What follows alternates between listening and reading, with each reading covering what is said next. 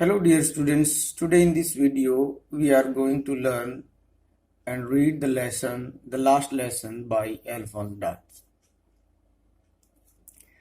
Dear students, here we are going to read this lesson briefly. So let us start. First of all, we read some lines about the writer of the chapter. Alphonse Dart is the writer of this chapter. He was born in France in 1914. He was a French novelist and story writer. Formerly, he was a teacher, but later he left teaching and took to journalism in Paris. Alphonse Dart का जन्म France में 1940 में हुआ था और वो एक French novelist थे, यानी नॉवलिस्ट उपन्यास लिखने वाले थे और स्टोरी राइटर भी थे, वो स्टोरीज भी लिखते थे. Formally he was a teacher, शुरू में वो टीचर थे, लेकिन बाद में उन्होंने टीचिंग छोड़ दी और जर्नलिज्म पेरिस में जाकर जर्नलिज्म यानी पत्रकारिता का काम करने लगे. Now dear students, let's move to the background of this chapter. First of all, we must learn what is the background behind this story. So let's try to know. The last lesson is set during Franco-Prussian War, 1870-71. Dear students, the background of this lesson is related to Franco-Prussian War that took place in 1870 and 71. Dear students, इस lesson की जो background है Franco Persian वार से संबंधित है और ये युद्ध 1870 से 71 में हुआ था. It was the time of German unification led by Persia. ये जर्मनी के यूनिफिकेशन यानी एकीकरण का समय था और इसको पर्सिया, वहां की एक स्टेट है जर्मनी की, एक बहुत बड़ा स्टेट यानी प्रांत है, वो इसको लीड कर रहा था. The battle started between French and Persian army. Persian army और फ्रेंच सेनाओं के बीच में लड़ाई शुरू हुई. France was defeated by Persia, means to say Germany, and German language was imposed in the French districts of Alsace and Lorraine. लड़ाई हुई French और पर्शियन आर्मी के बीच में. फ्रांस को पर्शिया की आर्मी ने हरा दिया और फ्रांस के दो जिलों यानी अल्सेस और लोरेन, दो जिलों को पर्शियन आर्मी ने जीत लिया और वहां पर जबरदस्ती जर्मन भाषा थोप दी, लागू कर दी. The last lesson describe the feeling of a French teacher M Hamel and his student French. Last lesson में एक फ्रेंच टीचर है जिसका नाम एम हेमल है और उनके एक स्टूडेंट है जिनका नाम फ्रेंच है. उनकी फीलिंग्स को डिस्क्राइब करता है कि जब ये घटना घटी, how did they feel, how did they react when they got to know this. जब उनको ये सब बातें पता चली तो उन्होंने क्या महसूस किया. The lesson teaches a great lesson. ये लेसन हमें एक बड़ा सबक सिखाता है. One should never ignore one's duty and he must respect education, and learning of the mother tongue is a great thing, and mother tongue gives us respect and feeling of nationalism. तो lesson हमें बताता है कि किसी को भी अपनी study को अनदेखा नहीं करना चाहिए. जो हमारी एजुकेशन है, जो भी हम पढ़ रहे हैं, उसको हमें कभी भी अनदेखा नहीं करना चाहिए, उसको इग्नोर नहीं करना चाहिए. हमें एजुकेशन की रिस्पेक्ट करनी चाहिए और मदर टंग का सीखना एक अपने आप में महान बात है. कई बार हम क्या करते हैं, अपनी मदर टंग को इग्नोर करते हैं. That's not good. First of all, we must respect our mother tongue. That's the language we start learning in our life. Mother tongue gives us respect and feeling of nationalism. और mother tongue जो है हमें respect देती है और हमारे मन के अंदर जो है नेशनलिज्म, राष्ट्रवाद की भावना को बढ़ावा देती है. So dear students, this is the background and the main essence of the lesson. So let's read it briefly. A brief description of the lesson. So let's start. There are two main characters in this chapter. इस chapter में दो main character हैं. a teacher named M. Hamel and his student friends, जिनमें से एक teacher है जिसका नाम एम हेमल है और दूसरा उसका स्टूडेंट जिसका नाम फ्रेंच है। M Hamel is a French language teacher. He loves discipline, he is a patriotic person. French is a school student. He never pays attention to his study. So M Hamel French भाषा के teacher हैं। वो discipline को बड़ा पसंद करते हैं। वो एक देशभक्त व्यक्ति हैं और फ्रेंच एक स्टूडेंट है जो कभी भी अपनी पढ़ाई की तरफ ध्यान नहीं देता। These are the two main characters. So now let's move to the story. It starts from here. The story is narrated by a French boy. French. He is lazy but sensitive and likes to play. He dislikes studying French and hates his teacher M. Hamel. ये story French नामक एक लड़के के द्वारा सुनाई गई है। वो बड़ा आलसी है लेकिन बड़ा संवेदनशील भी है। वो खेलना ज्यादा पसंद करता है। वह स्टडी को डिसलाइक करता है। He doesn't like studying, going to school etcetera. वो स्कूल में जाना, वो पढ़ना बिल्कुल भी पसंद नहीं करता। And hates his teacher M Hamel and other also. वो अपने टीचर और काफी एम हेमल और कई दूसरे टीचर से भी नफरत करता है। Because he doesn't like study when going to school, because he thinks it as a burden, क्योंकि उसको एक ये बोझ समझता है। Now next, Persian army had overpowered districts of Alsace and Lorraine in France. अब when the battle started, जब लड़ाई शुरू हुई पर्शियन और फ्रेंच आर्मी के बीच में, तो पर्शियन आर्मी ने फ्रांस के 2 जिलों पर कब्जा कर लिया। उन दोनों जिलों का नाम अल्सेस एंड लॉरेन है। Then what happened after that? Berlin has ordered that German language instead of French be taught in the schools there. तो बर्लिन से ऑर्डर आया कि फ्रांस के इन 2 जिलों में जर्मन लैंग्वेज पढ़ाई जाएगी और फ्रेंच लैंग्वेज को पढ़ाना बंद कर दिया जाएगा। This was the result of the war. ये युद्ध के परिणाम थे कि फ्रांस के जो 2 डिस्ट्रिक्ट थे अल्सेस और लॉरेन, वहां पर फ्रेंच लैंग्वेज टीचिंग को बंद कर दिया गया और ऑर्डर आया बर्लिन से कि अब वहां पे जर्मन लैंग्वेज पढ़ाई जाएगी, फ्रेंच लैंग्वेज नहीं पढ़ाई जाएगी।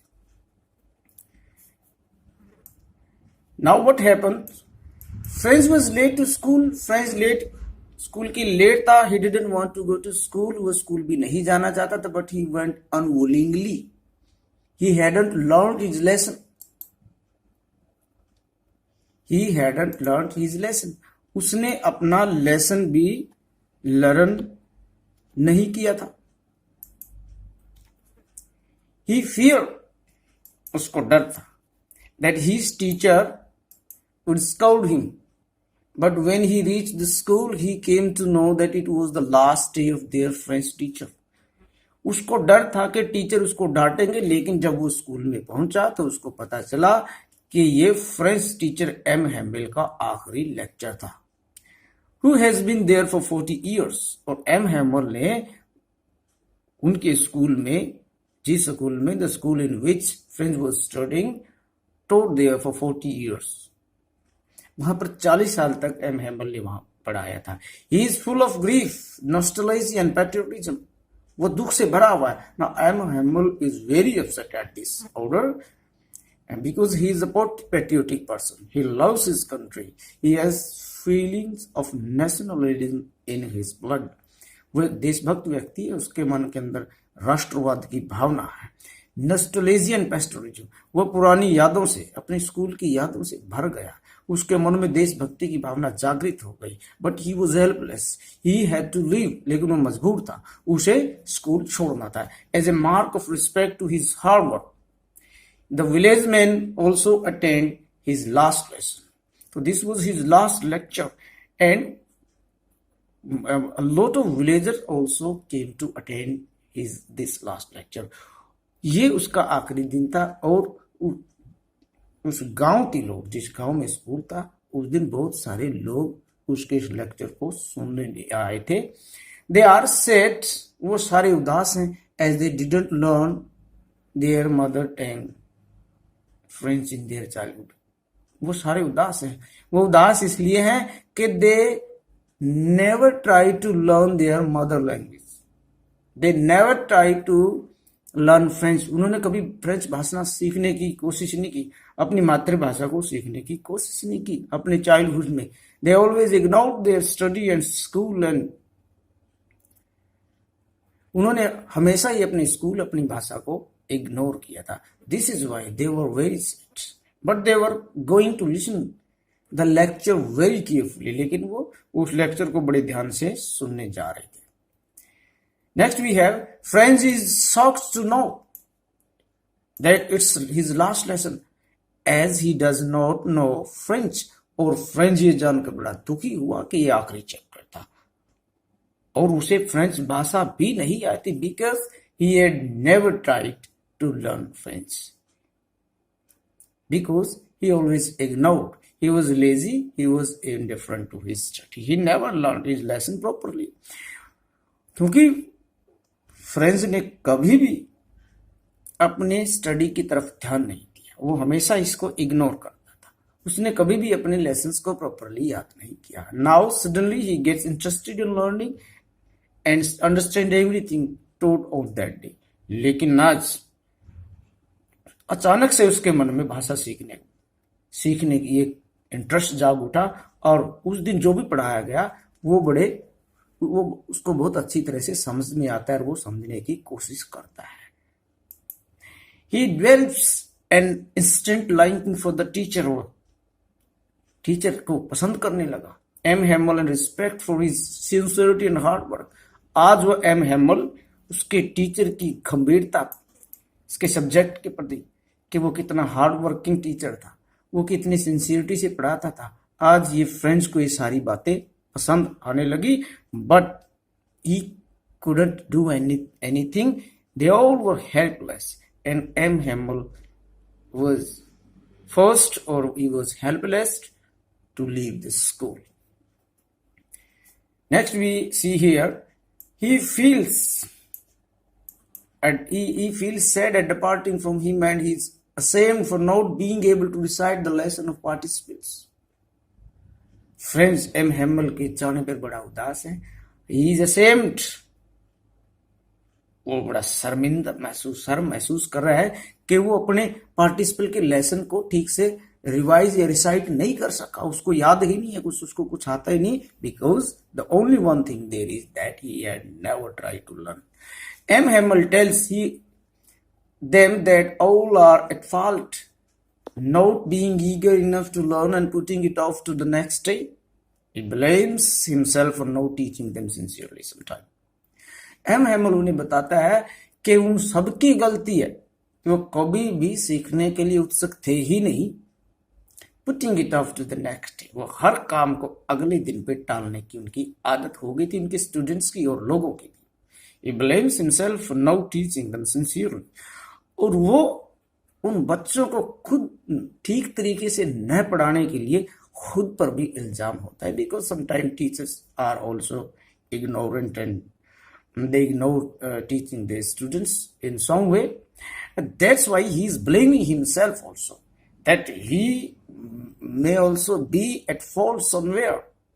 This is why he is blaming him. He was blaming himself for that. यही कारण है कि वो भी कहीं पे, टीचर की भी कहीं पर गलती होती है, कहीं पर वो भी ठीक तरह से पढ़ाने की बात को इग्नोर कर देते हैं। तो दोनों का वो दोष निकालता है, लोगों का भी, स्टूडेंट्स का भी और खुद का भी। Next passage is that his patriotism is reflected in his praise for the French language as being most beautiful and most logical language in the world, as we read in the beginning of this chapter that M. Hammer was a patriotic person. And we came to know this patriotism when he spoke about the beauty of French language. He said that French language is the most beautiful language in the world. It is the most logical language in the world. उसने कहा कि ये संसार की सुंदरतम भाषा है, ये बड़ी लॉजिकल भाषा है। वह फ्रेंच लैंग्वेज की बड़ी प्रशंसा करता है तो यहां पर हमें पता चलता है कि वो एक देशभक्त व्यक्ति था, कितना प्रेम था उसे अपनी मातृभाषा थी। He loved his mother language so he tells the class to guard their language as being close to one's language is the key to escape from the prison of slavery।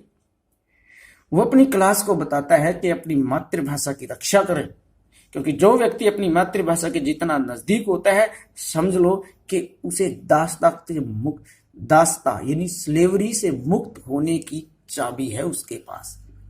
तो मीन्स टू से mother language equals mother language the key to escape from the prison।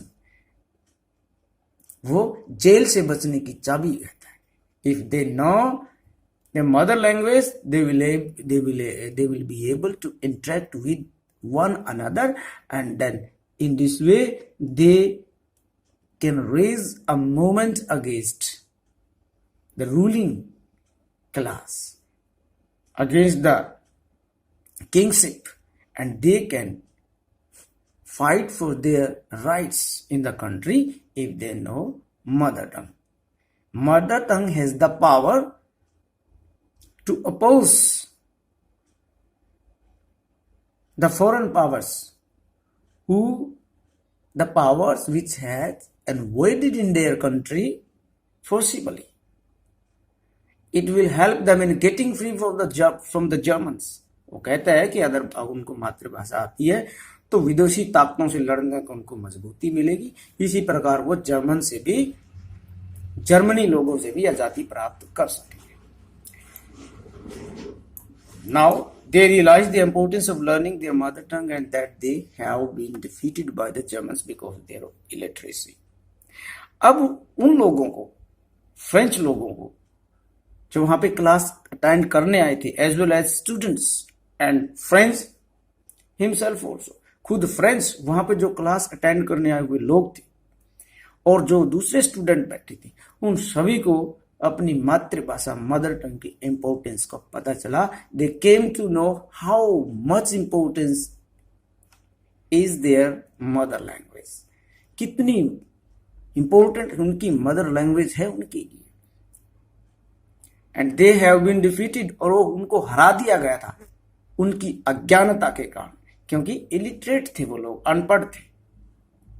Illiteracy here illiteracy means अनपढ़ता, and illiteracy leads to slavery। Illiteracy अज्ञानता हमें दास बना देती है। If you are literate, if you are educated, then you can know your rights, you can fight against injustice, you can fight against poverty।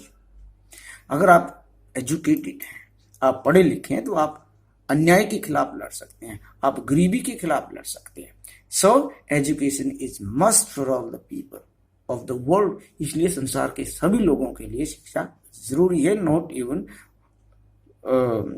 It is compulsory for any particular country, but it is compulsory for the people of the whole world. पूरे संसार के लिए ये एक message है कि education बहुत जरूरी है। Next, French feels that it is not possible to take away one's language from a person, as it is natural to each being, and may it be the coup to the peasants or French to the Frenchmen। French महसूस करता है किसी की भाषा को छीन लेना आसान नहीं है, क्योंकि भाषा नेचुरल होती है। It means it is in the blood of some person, ये किसी व्यक्ति के खून में होती है। जैसे कि कबूतरों की कबूतरों की भाषा को कोई बदल नहीं सकता, इसी प्रकार फ्रेंचमैन की भाषा को भी कोई बदल नहीं सकता। ये भाषा उनकी है और उनकी ही रहेगी, और वो इसे जरूर सीखेंगे और वो कभी इसे बुलाएंगे नहीं। Then he wrote on the black board, then the teacher wrote on the black board,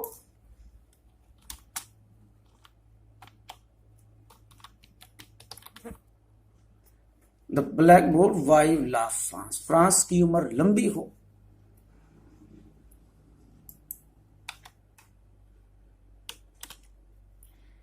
it means that France might live long.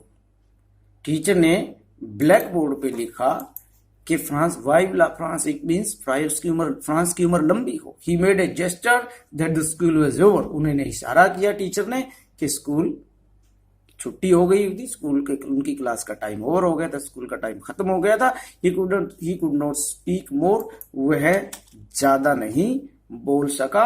He was over powered by his feelings, उसकी फीलिंग्स ने उस पर काबू कर लिया था। हिज थ्रोट वॉज चॉक्ड, उसका गला रुंध गया था। He couldn't express himself more, वो ज्यादा अपने आप को एक्सप्रेस नहीं कर पाया। And the school was over. In this way we see in his lecture he guided the villager as well as his students to be loyal to his country, to be loyal to their mother language, never to forget their mother language, and feel to bring, and he tried to bring in them a feeling of nationalism. He tried to instill the feeling of nationalism among his student, in his student. So dear students, this is the brief explanation of the chapter. I hope you will understand the explanation and will try to learn the chapter in a well way. Thank you very much.